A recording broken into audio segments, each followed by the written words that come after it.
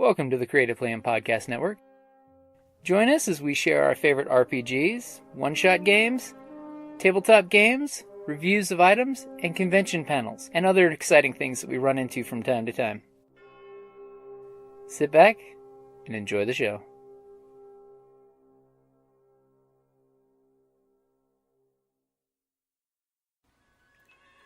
Hi, this is Kelly, aka Trixie from Ragnarok and Roll, a Scion to Ragnarok story, and Tilda Wimblewick from D&D Journey of the 5th Edition.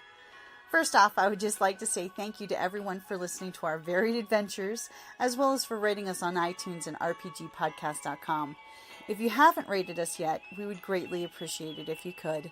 And if you're looking for more ways to support our efforts, we are now on Patreon, a great site where you can help us continue making more podcasts, as well as some special surprises for our patrons. If you can, please look us up at www.patreon.com/cppn. Every little bit helps. And again, thank you for listening. Hey guys, welcome back to RPG A Day 2018. We are at August the 22nd. Which non-dice system appeals to you? This is the good question, because there are a lot of great diceless games out there.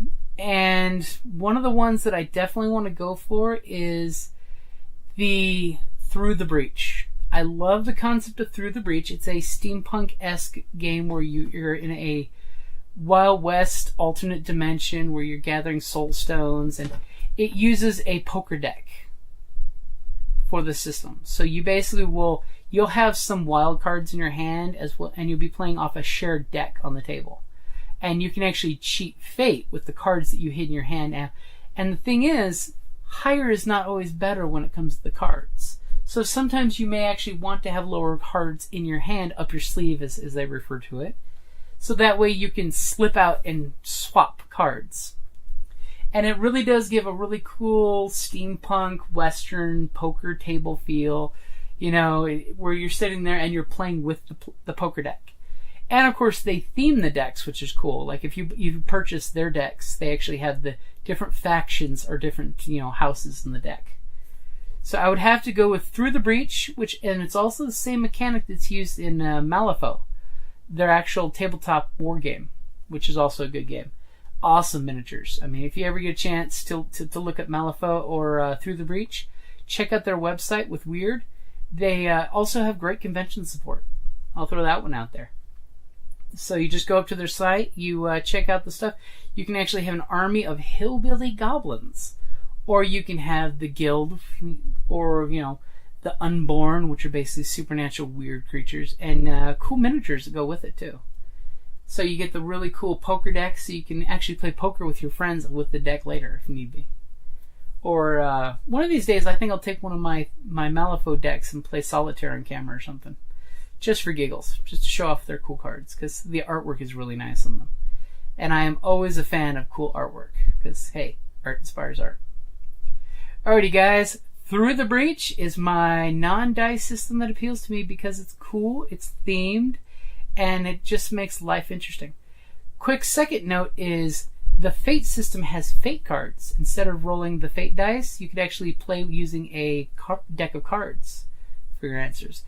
We tried experimenting with that one on a accelerated Fate game, and that was pretty interesting too.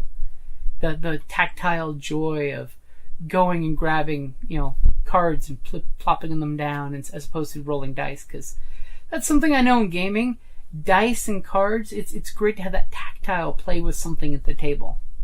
Gets that little RPG fidget spinner out.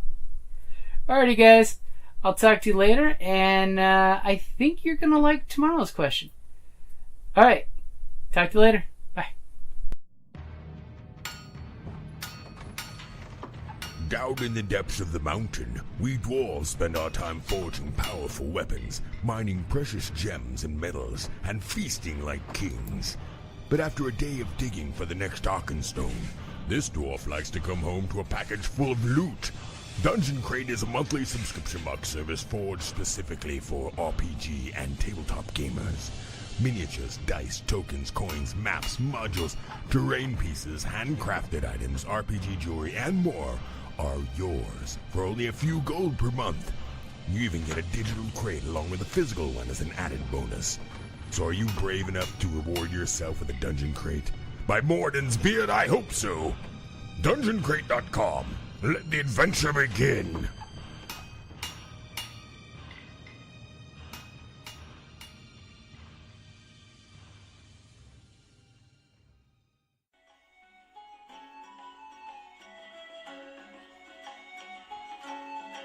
Thank you for listening to the Creative Play and Podcast Network, and feel free to enjoy our other shows such as D&D Journey of the 5th Edition and Scion Ragnarok and Roll, a Scion hero to Ragnarok story. Thank you for listening.